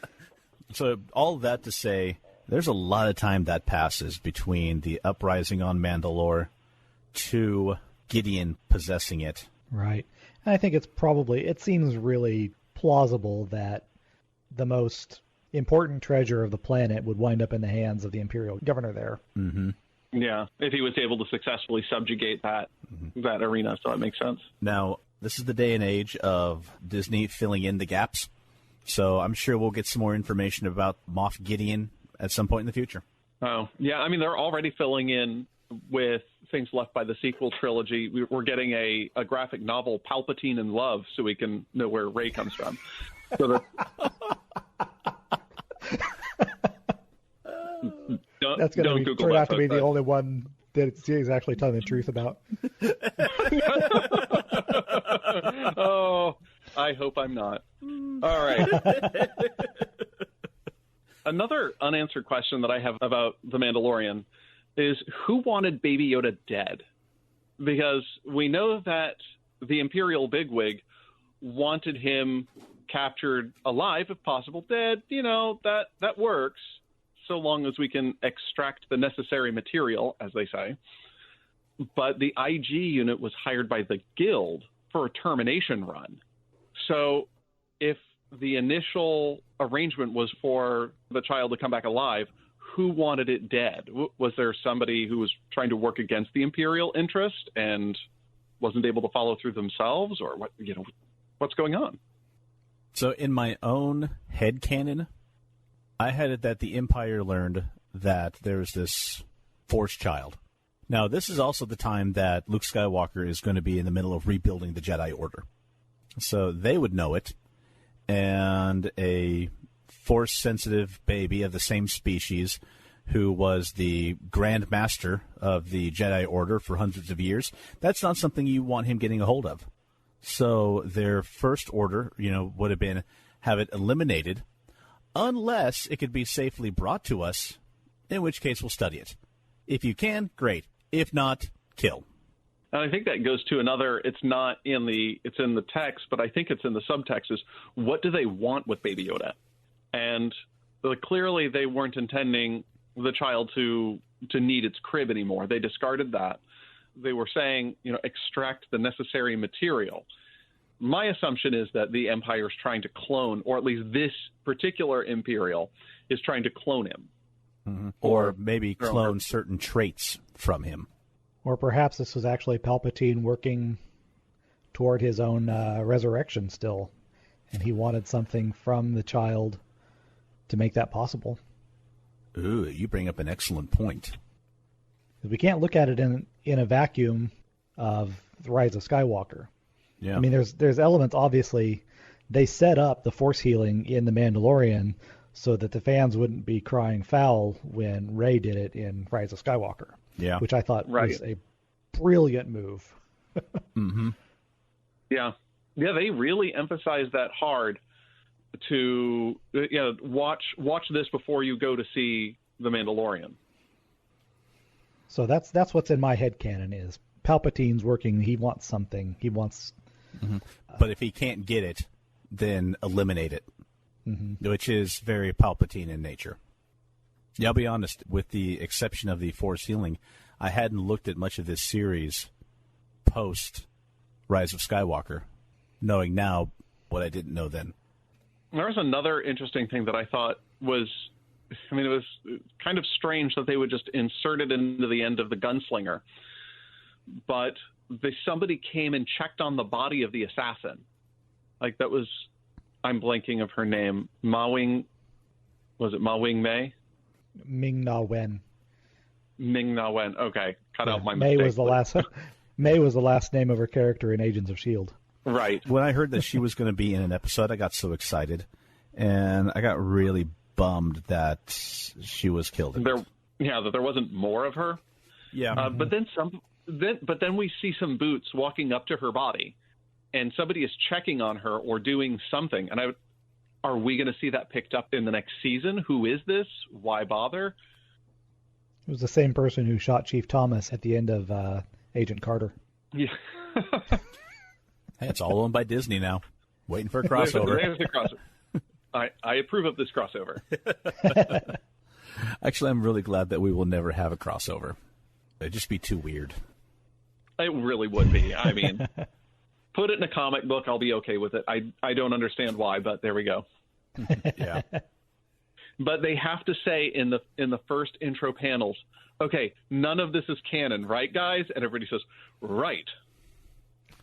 In a comic, I'd be fine. I mean, in a comic book, they crossed over Star Wars and Indiana Jones. So why not? No way. No, seriously. It is Han and Chewie trying to escape from somebody, whoever. And they did a blind hyperspace jump. Takes them somewhere far, far away. And they land in the middle of one of Earth's redwood forest. Except so like during Cowboys and Aliens? Yeah, well, it's like the 1800s. And Han actually gets killed by Native Americans shooting him with arrows. And Chewie chases him off, and he lays Han down in the Falcon. And then, like 100 years later, here comes Indiana Jones with Short Round climbing into the Falcon. Apparently, he's there hunting after the mystery of Bigfoot. And he comes, of course. And he is a throwaway line in it where he says, "This is weird. I've never seen anything like it. Not even Atlantis." And he finds a Han's skeleton. He's like, I don't know. There's just something so strange and familiar about this. And they end up leaving. And you see Chewbacca watching them from a distance on a tree branch. Apparently, he's Bigfoot now. Well, there was also a crossover of Star Trek and Doctor Who. I enjoyed that. It was pretty fun. Did you read that one? Yeah. They've done a lot of Star Trek crossovers. They've done Star Trek and Doctor Who, Star Trek Planet of the Apes, Star Trek and the Green Lantern Corps, and even Star Trek and Transformers. And not just any Transformers, but it's the Star Trek, the animated series, crossing over with the 1980s Transformers cartoon. Transformers and Transformers the movies, all my favorite piece of trash. Anyway. But wow, how did we get down this rabbit hole? I don't know. Okay. Back to the gunslinger. I don't know why, even though it's never inferred or revealed, I got the impression that they were the boots of Moff Gideon. Like they were interesting. Well, they were teasing that there's some big villain or there's someone mysterious who's following after the Mandalorian. Then when we see Moff Gideon and he's in his black Imperial armor and cloak and self-folding TIE fighter, which honestly made me roll my eyes. I'm sorry. That was ridiculous. I kind of liked it. I thought it was... They should fold like that so the thing can land and not have to land on its wings. I don't know. Something about it bothered me. I don't know why. I think because maybe it wasn't so much the TIE fighter itself folding up. It was his grandstanding entrance. It's how he treated that entire situation, and that entire scene bothered me. He's an Imperial Moff. He was the governor and subjugator of Mandalore, and here he is with... He was awfully mustache twirly. Yes. He has ground superiority. He has air superiority. He's up against people who have a grand total of 4 blasters among them. And a magic space baby. And a magic space baby in a bar. And yet he comes out and starts monologuing. And he's given no indication that he wants the baby alive. In fact, there's already been one assassination attempt on the baby. In the episode that we talked about before, Sanctuary, that bounty hunter wasn't there to capture. It was there to kill. And so here he is, a couple of 100 stormtroopers, a TIE fighter, and a pair of scout troopers who can't hit anything. And except the baby in the back. That was one of my favorite moments. I loved that. We just watched that again last night, actually. It was great. Something I got to say about behind the scenes of that episode, though. Yeah. They did not have enough props. Yes. Oh, you beat me to it. To film that. that there were not enough props to have that many stormtroopers on scene. And so what they did is they reached out to the local stormtrooper 501st Legion, and they had fans come in with their own movie-accurate armor. And, oh, my gosh, when I found that out, I was so happy to hear that the fans were literally making Star Wars. Yeah, that's treating your fan base right. And there's a picture out there of all of the 501st Stormtroopers taking a big photo with all of the cast, and everyone's smiling, everyone's happy, except for the Mandalorian. He kept his helmet on. Nice. I'm like, well done. Well, way to stick to character. It's like the feel-good Star Wars story of the decade. So anyway, my big gripe with that is that you've got all of these happy-to-be-there Stormtroopers. You've got sky superiority. You've got it covered. From a tactical standpoint, it was stupid. So anyway, there's my gripe. I'm done with it. And if that's the worst gripe you have about The Mandalorian, then well done, Mandalorian. Yeah, seriously. Has there been any word yet on when we're going to get Season 2? I haven't heard, but I haven't looked for it either. Insert background audio of Brian typing on his keyboard. And Mike, too. Let's see. The Mandalorian Season 2 has a release date of October 2020. 7 months away? Anything after? Yeah. I can deal with that. And anything after that is speculation. I'm sure we're going to talk about it more in the future. But for this episode, I think that'll wrap up our discussion of The Mandalorian. And that'll take us to the zombie apocalypse plan of the week. Mike, what have you got for us? This week, I think that we're just taking the easy route with the question, why reinvent the wheel? I actually went looking online and saw that there are plenty of castles to buy in Scotland and England.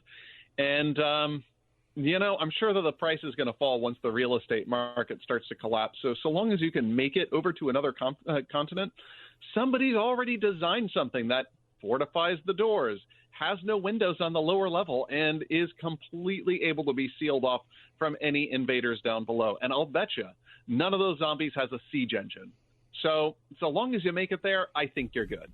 You're hitting me in all the right places. Is it true that many of my loved ones will probably die and or be eaten, and I'll see their undead faces coming at me from down the street? Sad, yes, but I'm okay because I live in a castle. James is king of his own castle. I get to be in a castle. I'm 100% in support of this plan. And it sounds like that'll do it. Well, we want to thank you all for listening in. Make sure you check us out online at geekatarms.com, facebook.com/geekatarms. And Mike, what's our Twitter handle? We are Arms Geek on Twitter. And finally, from Brian, Mike, and James, be safe, be blessed, and be geeky. See you, Space Cowboys. Thanks for listening to Geek at Arms. Music for this podcast was provided by Incompetech.com. For more, check us out at Facebook.com/Geek at Arms. Give us a like and maybe even subscribe to us on iTunes. That would be awesome.